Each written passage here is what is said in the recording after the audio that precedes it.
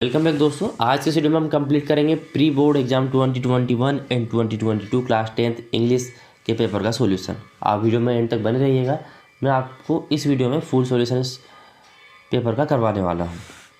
यहाँ पर जैसा आप देख पा रहे हैं कि आपका जो मैक्सिमम मार्क्स 80 नंबर्स का है और 3 आवर्स का पेपर है। आप सभी को घर पर पेपर प्रोवाइड कर दिए गए होंगे और यदि आपसे कोई क्वेश्चन नहीं बनते तो आप इस वीडियो को देखकर सहारा ले सकते हैं किस तरीके से आपको क्वेश्चन कंप्लीट करने हैं। पहला आपका सेक्शन ए जो कि रीडिंग के लिए होता है, आपको उसको पढ़ना होता है और जो नीचे दिए क्वेश्चन हैं उनके आंसर देने होते हैं। तो क्वेश्चन ए में आपसे यानी क्वेश्चन 1 में आपसे यही पूछा गया है, read the following passage and answer the question given below. इस पैसेज को पढ़िए और नीचे दिए गए प्रश्नों के उत्तर दीजिए। यहाँ पर एक कहानी है इस पैसेज में, जो कि पुराने समय में मंगोलिया में एक राजा या सम्राट हुआ करते थे जो कि बूढ़े होने से बहुत डरते थे। तो उन्होंने अपने साम्राज्य में जितने बूढ़े लोग थे उनको बाहर जाने का आदेश दे दिया। ये मैं आपको पढ़कर शॉर्ट में सुना रहा हूँ जिससे कि आप आंसर दे सकें। यदि आप इसको एक बार रीड करेंगे अच्छे से तो आपको समझ में आ जाएगा कि स्टोरी क्या है। और यहाँ पर सारे लोगों को उन्होंने भूमि से, उस लैंड से बाहर निकाल दिया। और एक दिन वहाँ पर बहुत बड़ा तूफान आया था उस साम्राज्य में, और उसका जो गोल्डन पिक्चर यानी कि जो एक बहुत प्यारी चीज़ हुआ करती होगी सम्राट को, जो कि उसका कलश हुआ करता है गोल्डन कलर का, वो भी उसमें कहीं गुम हो जाता है। फिर वह सम्राट लोगों को कहता है कि जाओ मेरा गोल्डन पिक्चर ढूंढ के लेके आओ। जब लोग उसको ढूंढने के लिए जाते हैं तो वह उसको एक लेक यानी झील के पास पाते हैं। उसके बाद में जब वह उसको प्राप्त करने के लिए जाते हैं झील में, मतलब झील में दिख रहा होगा उनको गोल्डन पिक्चर, जब वह उसको पकड़ने के लिए जाते हैं तो किसी के हाथ में भी वह पिक्चर नहीं आता है, सिर्फ मुट्ठी भर पानी हाथ में आता है। तो ये स्टोरी थी। क्वेश्चन यहाँ पर है, the emperor was upset to see the old man because. जो सम्राट है या शासक है वह दुखी था बूढ़े व्यक्ति को देखकर, क्योंकि वह इसको याद दिलाता था कि एक दिन वह भी बूढ़ा हो जाएगा। यह हमें यहाँ पर देखने को मिलेगा। Upset being reminded that someday he too would age, कि वह भी ऐसा ही बूढ़ा हो जाएगा। It reminded him that he would grow old too. ये इसका सही आंसर हो जाएगा। अगला देखिए, the people saw the gold picture. लोगों ने जो सुनहरा यानी जो गोल्डन कलर का जो पिक्चर है कलश, उसको कहाँ देखा, तो यहाँ देखिए, दे सा it in a lake near by. उन्होंने एक झील के पास को देखा था। तो यहाँ पर बहुत सारे ऑप्शन दिए हुए हैं, तो यहाँ पर इसका जो सही हो जाएगा वह रहेगा आपका in a lake nearby. The emperor's orders were that all the, जो सम्राट है उसका ऑर्डर था कि सभी बूढ़े व्यक्तियों को बाहर जाना इस भूमि से। Old man should leave his land. यहाँ पर आपके पैसेज में ओल्ड पीपल दिया हुआ है, the old people to leave his land. अब यहाँ पर पीपल तो है नहीं, तो हमें ओल्ड मैन से काम चलाना पड़ेगा और सबको छोड़कर चले जाना चाहिए, तो लीव हो जाएगा। ये लीव नहीं आएगा क्योंकि इसका मतलब तो रहना होता है। आगे देखिए, what did the people who sent to bring the picture get. जो लोग जिनको भेजा गया था उस कलश को लेने के लिए, उनको क्या प्राप्त हुआ, तो हैंडफुल ऑफ वाटर यानी एक मुट्ठी भर पानी प्राप्त हुआ। यानी जैसे वह उसको प्राप्त करने के लिए जा रहे थे तो उनके यहाँ पे पानी के अलावा कुछ भी प्राप्त नहीं हो रहा था उस झील में से।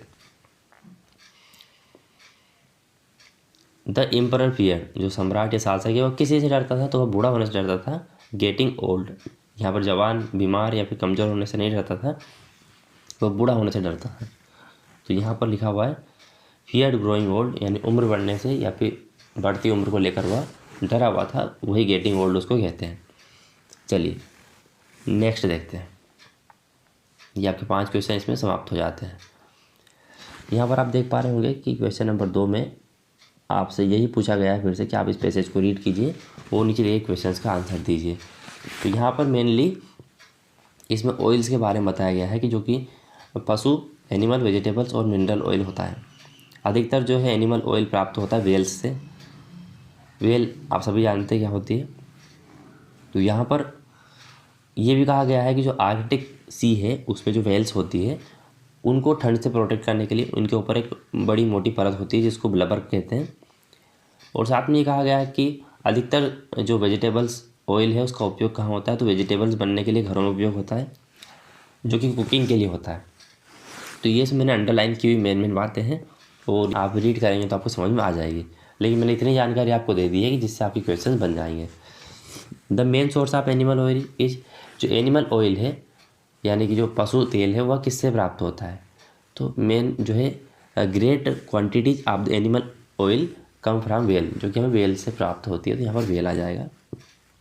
Vegetables oils is mainly used for, तो वेजिटेबल ऑयल से जो मेनली इसके लिए उपयोग किया जाता है, कुकिंग के लिए उपयोग किया जाता है, ये हमें यहाँ पर पता चलता है। Vegetables oils has been known for very old time, बड़े लंबे समय से हम इसको जानते हैं, वेजिटेबल्स एंड सब्जी के तेल को। No household can get on without it, कोई भी जो घर है वह इसके बिना जो है पूरा नहीं है, कहीं पर भी आपको मिल जाएगा। For it is used in cooking, और इसका उपयोग जो है वो कुकिंग में होता है। तो मेनली इसका उपयोग किस में होता है, वेजिटेबल सब्जी के तेल का कुकिंग में पकाने में। यहाँ देखिए आप क्वेश्चन नंबर 3 पर, the of fish yields nourishing oil, जो नरिशिंग ऑयल से वह फिश के किस भाग से प्राप्त होता है, स्टोमक, आई, लीवर या हेड। तो यहाँ पर आपको पढ़ने पर पता चल जाएगा, the liver of the cod and halibut, 2 kinds of fish yields nourishing oil. तो यहाँ पर लीवर और हेलीबट का कहा गया, तो यहाँ पर हमें एक लीवर दिख रहा है, तो इस पर सही आपका हो जाएगा liver.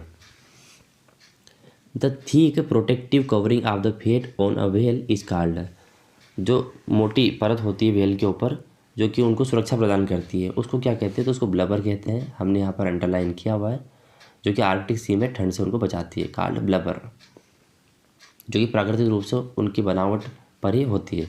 The noun form of the word protect is, यानी आपको प्रोटेक्ट का नाउन फॉर्म बताना है, तो अधिकतर नाउन फॉर्म बनाने में आपको ION पीछे जुड़ जाता है उस वर्ब में, या फिर जो भी आपका शब्द दिया हुआ है, लगभग ऐसा ही होता है। तो आपको इस तरह का शब्द देख लेना है, तो प्रोटेक्शन जो है इसका सही हो जाएगा। चलिए सेक्शन बी पर आ जाइए, जो कि आपका राइटिंग स्किल है। यहाँ पर read the passage and make notes on it and give suitable title, यहाँ पर आपको इसको पढ़कर इसके नोट्स आपको बनाना है और साथ में इसका टाइटल आपको प्रोवाइड करना है। तो इस वीडियो के एंड में मैं आप सभी को बताऊंगा कि नोट मेकिंग समरी आपको सेम टू सेम इसी टॉपिक की कहाँ मिलेगी, जो कि मैंने आपके लिए उपलब्ध करवाई है। तो आप वीडियो पर एंड तक बने रहिएगा।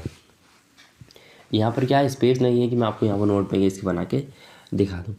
क्वेश्चन नंबर 4 में, you are Anoop Sharma studying in government high school Rewa. आप अनूप शर्मा है, आपका नाम आपको यही लिखना है यूअर्स ओबीडियंटली में, और जब आप ऊपर लिखेंगे टू द प्रिंसिपल, वहाँ पर आप लिखेंगे गवर्नमेंट हाई स्कूल रीवा। आपको एक एप्लीकेशन लिखना है अपने प्रिंसिपल को, उसमें आपको ट्रांसफ़र सर्टिफिकेट यानी कि SLC आपको एप्लीकेशन लिखना है, क्योंकि आपके पिताजी जो है ट्रांसफ़र हो रहे हैं भोपाल। ठीक है, तो आपको यही उपयोग करना है कि my father has been transfer to Bhopal. या फिर आप एक लेटर लिख सकते हैं, यू आर प्रमोद मिश्रा, आप प्रमोद मिश्रा है, आपको एक लेटर लिखना है, friend Amit inviting him to attend the marriage ceremony of your brother, आपके भाई की शादी अटेंड करने के लिए आपके दोस्त जिसका नाम अमित है उसको आपको एक पत्र लिखना है, और आपका नाम है प्रमोद मिश्रा। आपको एड्रेस अपने हिसाब से उपयोग करना है, लेकिन आपका नाम रहेगा प्रमोद मिश्रा। आप जब डियर करके लिखेंगे तो डियर में आप लिखेंगे डियर अमित। क्वेश्चन नंबर 5 में, right an essay on any one of the following topics in about 150 words, कि आपको इनमें से किसी एक टॉपिक पर 150 शब्दों में ऐसे यानी निबंध लिखना था। तो आप वंडर ऑफ साइंस पर आई होप आप सभी लिख दिया होगा, या फिर आप 150 शब्दों में पैराग्राफ या फिर आर्टिकल लिख सकते हैं। Importance of tree, students life and discipline, या स्वच्छ भारत मिशन, इन पर से एक टॉपिक पर, दोनों में से आपको एक करना था। ओके, क्वेश्चन नंबर 6 पर आइए। On the basis of the picture given below, यानी इस पिक्चर के आधार पर जो आपको इसमें दिखाई दे रहा है, इसके आधार पर describe how we can keep our self fit and healthy, वर्णन करो कि आप किस तरीके से फिट और हेल्दी रह सकते हैं इस पिक्चर के आधार पर। तो हमें ये समझ में आ रहा है कि फिट और हेल्दी रहने के लिए हमें रेगुलर एक्सरसाइज करना चाहिए, प्लेंटी ऑफ वाटर यानी पर्याप्त पानी पीना चाहिए, साथ में आपको हेल्दी भोजन करना चाहिए और तनाव को दूर रखना चाहिए। इस तरीके से यदि हम इस सर्कल को चलाएंगे तो हम कैसे रह सकते हैं फिट एंड हेल्दी। तो यहाँ पर आप देखिए, मैंने इसके आधार पर यहाँ पर ये पैराग्राफ तैयार किया हुआ है। तो यहाँ पर आपको कुछ इसमें करेक्शन कर लेना है जो कि मुझसे मिस्टेक हो गई, जैसे कि एवरीवन नोज डेट, यहाँ पर एस लगा देना, उसके बाद डेट लिखना है। एवरीवन सिंगुलर, तो सिंगुलर के साथ जो वर्ब आती है उसमें एस है, एस लगता है। तो everyone knows that fit and healthy life play important role, जो फिट और हेल्दी लाइफ है वह एक महत्वपूर्ण भूमिका निभाती है। If you want to fit physically and mentally, यदि हम फिजिकली और मेंटली जो फिट होना चाहते हैं, we will have to adopt some good habits, तो हमें कुछ अच्छी आदतें अपनानी होगी। We should exercise daily for physically fit, physically fit रहने के लिए आपको एक्सरसाइज करनी होगी daily. We should always intake healthy food in our meals, और हमें अपने भोजन में हेल्दी यानी स्वस्थ खाना लेना होगा। एंड अवॉइड फास्ट फूड, और आपको फास्ट फूड को अवॉइड करना है। Drink plenty of water throughout the day, पूरे दिन भर आपको पर्याप्त पानी पीना है। Keep our body and mind stress free, और आपके दिमाग और शरीर को आपको तनाव फ्री रखना है। And let the body relax, और शरीर को आराम देना है। Applying above things you can stay fit and healthy, इन चीज़ों को अप्लाई करके, जो कि ऊपर इस पैसेज में बताई गई है, आप खुद को फिट और हेल्दी रख सकते हैं। यही इस पैसेज में कहा गया था। तो यदि आपको टेंस का नॉलेज है तो आप टेंस का उपयोग करते हुए हिंदी में पहले उसको याद कीजिए कि इसमें किस बारे में कहा गया है, और फिर आप उसको इंग्लिश में ट्रांसलेट कर सकते हैं। चलिए सेक्शन नंबर सी पर आया है, जो कि बहुत इंपॉर्टेंट पार्ट है आपके लिए। यहाँ पर fill in the blanks choosing the correct alternatives given in the brackets, यहाँ पर आपको जो ब्रैकेट्स में ऑप्शन दिए हुए हैं इनका उपयोग करके इन रिक्त स्थानों की पूर्ति करनी है, और आपको किन्हीं 5 का इसमें उपयोग करना है, 5 का ही इसमें उत्तर देना है। तो यहाँ पर ही इज आवर लेट, यहाँ पर इसमें उच्चारण जो हो रहा है वो आवर का हो रहा है, यानी कि स्वर वोवेल का हो रहा है। तो जहाँ पर वोवेल का उच्चारण होता है वहाँ पर हम एन आर्टिकल का उपयोग करते हैं, इसलिए यहाँ पर आ जाएगा एन, क्योंकि यहाँ पर एच आपको कॉन्सोनेंट तो दिखाई दे रहा है, लेकिन जब आप इसको बोलते हैं, इसका प्रोनाउंसिएशन करते हैं, तो आप कहते हैं आवर। आवर मतलब मतलब हिंदी का स्वर, और हिंदी का स्वर मतलब उच्चारण हिंदी का हो रहा है, तो आपको यहाँ पर एन लगाना होगा। इज अंकल डाइड कैंसर, तो जब कोई बीमारी के कारण कोई मरता है तो उस बीमारी के आगे हम ऑफ लगाते हैं, या फिर आप कह सकते हैं कि डाइट के बाद फिक्स प्रीपोजिशन ऑफ का उपयोग होता है। तो यहाँ पर आ जाएगा आपका ऑफ। यहाँ पर और कोई बीमारी का नाम होता तब भी आपको उसके आगे ऑफ ही लगाना होता, लेकिन उसके पहले डाइट होना ज़रूरी है। ही वांटेड टू, अब टू के बाद वर्ब की फर्स्ट फॉर्म आती है। आप सभी को यहाँ पर वह एक इंजीनियर बनना चाहता था, तो यहाँ पर बिकम, बिकम्स और बिकमिंग, यहाँ पर बिकमिंग वर्ब की फोर्थ फॉर्म है, यानी कि वर्ब की आईएनजी फॉर्म है। वहीं बिकम जो है वर्ब की सिंगुलर को बताता है, और वहीं बिकम बेस फॉर्म को बताता है। तो यहाँ पर वर्ब की जो बेस फॉर्म है, जिसको हम फर्स्ट फॉर्म कहते हैं, वह टू के बाद आती है। तो यहाँ पर बिकम जो है ये बेस फॉर्म है, तो ये इसमें आ जाएगी। We wear mask in crowded place, भीड़ भरी जगहों पर हमें मास्क पहनना चाहिए, यह एक सलाह है। सलाह के लिए हमेशा शुड का उपयोग करते हैं, तो यहाँ पर शुड आ जाएगा। यूज्ड और आउट का उपयोग नहीं होगा। जब आप कहते हैं कि मैं ऐसा किया करता था पुराने समय पर, आपको अपनी हैबिट या आदत बताते हैं, तब यूज लगाते हैं। और आउट यानी चाहिए, तो आउट के बाद हमेशा टू आता है, जो कि ना ही हमें यहाँ पर नज़र आ रहा है और ना ही इसके बाद नज़र आ रहा है, इसलिए यहाँ पर शुड आ जाएगा। He is not going to office, वह ऑफिस नहीं जा रहा है। ही इज इल, वह बीमार है, तो वह ऑफिस नहीं जा रहा है क्योंकि वह बीमार है। हम क्योंकि बोल रहे हैं, तो क्योंकि के लिए यहाँ पर बिकाज है, इसलिए बिकाज आ जाएगा, और इसलिए नहीं आएगा। There is not water in the pot, जो घड़ा है उसमें पानी नहीं है, तो आप ये कहेंगे पर्याप्त पानी नहीं है या फिर कोई पानी नहीं है। तो सम और मैनी जो है काउंटेबल के साथ लगाते हैं, और आपका जो वाटर है वो अनकाउंटेबल, मतलब इसको गिन नहीं सकते आप, इसको 1 2 3 नहीं कर सकते। तो यहाँ पर अनकाउंटेबल और काउंटेबल के साथ एक ही हमारे पास में, जो कि एनी, इसको हम दोनों के साथ लगा सकते हैं, और नेगेटिव और क्वेश्चन वाले में आते ही है, तो यहाँ पर नेगेटिव भी है। तो there is not any water in the pool, ये इसका सही हो जाएगा। यदि आप सम या मैनी लगाते हैं तो गलत हो जाएगा, क्योंकि ये काउंटेबल के साथ ही आते हैं, अनकाउंटेबल के साथ नहीं आते हैं। तो मैंने यहाँ पर थोड़ा सा लिख दिया आपको बताने के लिए। एनी, अनकाउंटेबल, काउंटेबल दोनों में उपयोग कर सकते हैं, और नेगेटिव क्वेश्चन वाले में, और सम और एनी, मैनी दोनों काउंटेबल में उपयोग होते हैं। यहाँ पर एनी सही हो जाएगा। चलिए डू एज डायरेक्टेड पर आ जाइए। यहाँ पर आपको जैसा निर्देश दिया गया है वैसे ही आपको इनको कंप्लीट करना है। तो यहाँ पर आपको जो है 5 सेंटेंस को कंप्लीट करना था। पहला है आपका, Ravi is very intelligent, Ravi जो है बहुत ही बुद्धिमान है। He can pass the exam easily, वह एग्ज़ाम यानी परीक्षा को आसानी से पास कर सकता है।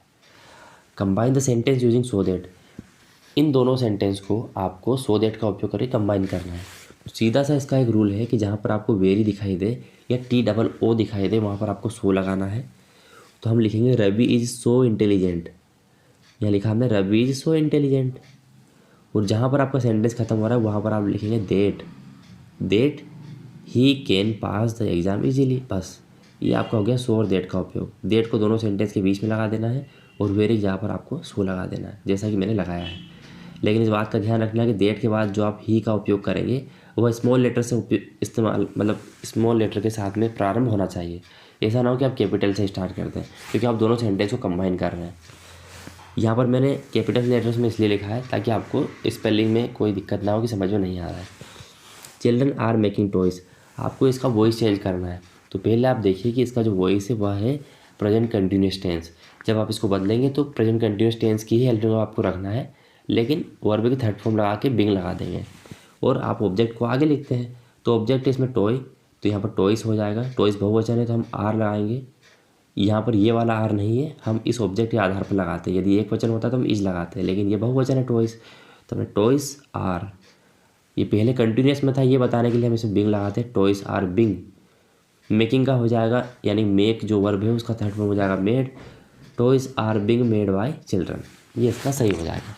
जो सब्जेक्ट हो लास्ट में बाय लग के पीछे लग जाता है, ये जो ऑब्जेक्ट के रूप में। अगला देखिए, इफ़ यू रन फास्ट, यदि तुम तेज़ दौड़ते हो, you can catch the bus, तो तुम बस पकड़ सकते हो।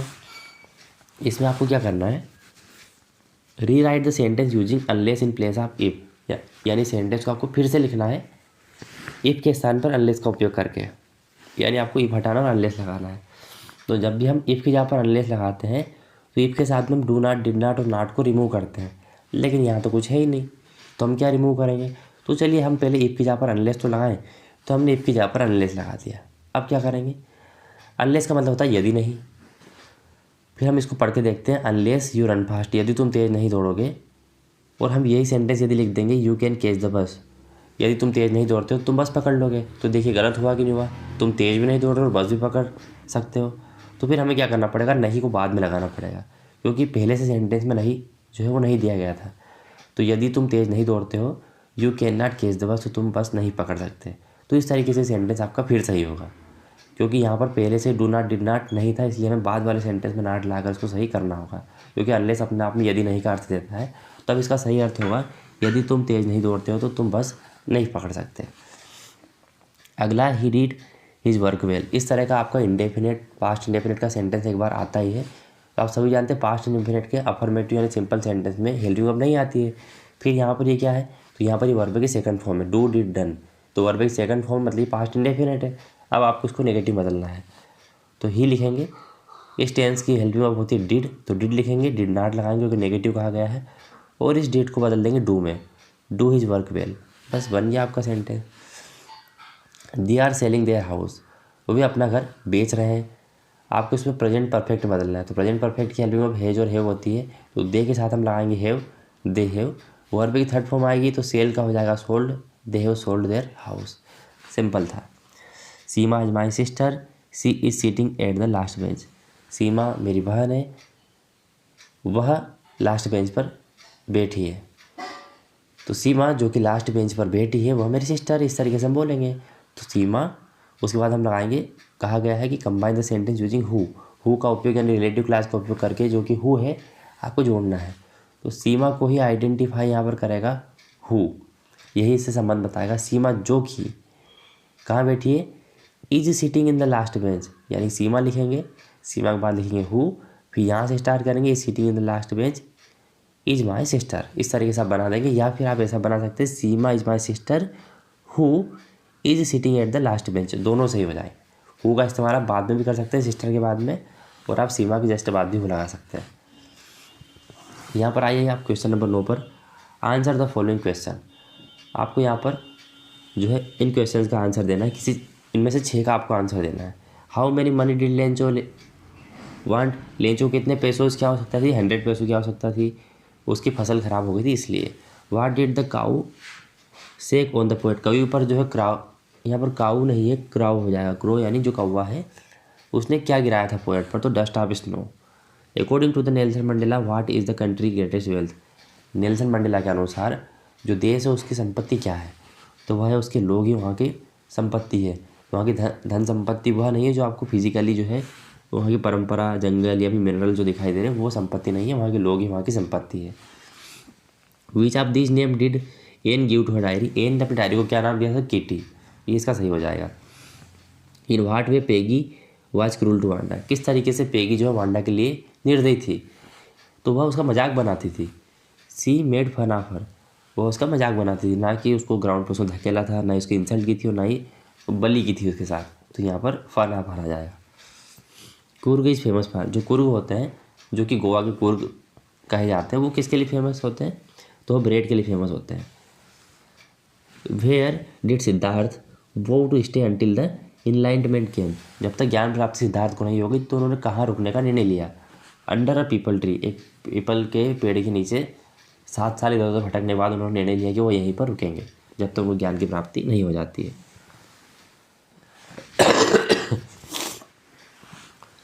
क्वेश्चन नंबर 10 में आप देखिए, read the following passage. Question number 10 में देखिए, रीड द फॉलोइंग एक्सट्रैक्ट, यानी कि आपको इस उद्धत को जो कि लिया गया है, इस गद्यांश को जो कि आपके पाठ से लिया गया है, उसको पढ़कर क्वेश्चंस के आंसर देने जो कि नीचे दिए गए हैं। तो यहाँ पर the house the only one of the entire valley, यह जो घर है यह इंटायर वैली पर एकमात्र जो कि क्रेस्ट पर था, चोटी पर, ये आपका लेटर टू गॉड से लिया गया है। तो वही पूछा गया from which lesson that the text been taken, यह टेक्स्ट जो ऊपर लाइन में आपको दिया गया है किस पार्ट से लिया गया है, तो लेटर टू गॉड से लिया गया है। अगला से पूछा गया where was Lencho house situated, तो लेंचो हाउस कहाँ पर था, तो the house the only one in the entire valley, संपूर्ण वैली में एक ही घर था, set on the crest of a low hill, जो कि जो जितनी पहाड़ियाँ थी वहाँ पर उनमें से जो कम हाइट की पहाड़ी थी, सेट ऑन द क्रेस्ट उसकी चोटी पर था, जो निचली पहाड़ी थी उसकी चोटी पर था। यहाँ पर आ जाएगा on the crest of a low hill. Find out the word from the above passage which is similar the word closely, closely मतलब नज़दीकी होता है कि मेरा क्लोजली मतलब नज़दीकी है, तो यहाँ पर इंटीमेटली इसका सही हो जाएगा, यानी अति घनिष्ठ या फिर मित्र जो कि आपके नज़दीक होता है। बाकी टोटल मतलब छिन्न भिन्न किया हुआ, प्रोमिस्ड मतलब वादा किया हुआ, तो जो इसका मीनिंग निकाल रहा हुआ इंटीमेटली ही सही हो जाएगा। Read the passage read the extract, यानी यह उद्धत जो है जो कि आपका पोएट यानी कविता से लिया गया है, इसको पढ़कर आपको आंसर देने क्वेश्चन के। यहाँ पर भी 3 ही आपके क्वेश्चन है 3 नंबर के। तो but if I had to perish twice I think I know enough of it to stay there to destruction ice is also great and would suffice, तो ये जो आपका लिया गया फायर एंड आइस से लिया गया है। और यहाँ पर अगले वाले क्वेश्चन पूछा गया what is the meaning of the Paris, Paris का मतलब होता है मर जाना है, समाप्त हो जाना है, ख़त्म हो जाना। तो इसका जो सिमिलर मीनिंग है वह डाई यानी समाप्त या मर जाना, तो डाई इसका सही हो जाएगा। ग्लो मतलब चमकना, राइस मतलब उदय होना, तो डाई इसका सही मीनिंग है। Right the name of the poet of the एबो पोएम, ऊपर दी गई पोएम के आपको कवि का नाम लिखना है, तो रॉबर्ट फ्रॉस्ट जो है इसके कवि का नाम है। अब यहाँ पर आपके क्वेश्चन दिए गए हैं जो कि मैं उम्मीद करता हूँ कि आप अपनी टेक्स्ट बुक और वर्क बुक से आसानी से लिख लेंगे, लेकिन फिर भी यदि आपको क्वेश्चन आंसर नहीं मिलते तो आप मुझे कमेंट बॉक्स में बोल सकते हैं। वैसे भी आपको 1-2 दिन में पेपर सबमिट करने हैं, तो आपने आसानी से अपनी जो बुक है उसमें कंप्लीट इनके नोट डाउन किए होंगे। और मैंने ये कहा था कि नोटबुक की समरी आप डिस्क्रिप्शन में आपको टेलीग्राम चैनल की लिंक मिलेगी, आप उस पर क्लिक कीजिए, टेलीग्राम को ज्वाइन कीजिए, वहाँ पर आपको एक इमेज मिलेगी अच्छी बनी हुई, वहाँ से आप आपकी नोटबुक की समरी नोट डाउन कर सकते हैं। Thank you for watching and please do like and share and subscribe. मिलते हैं ऐसे कल इन्फॉर्मेटिव वीडियो में, तब तक के लिए टाटा बाय बाय।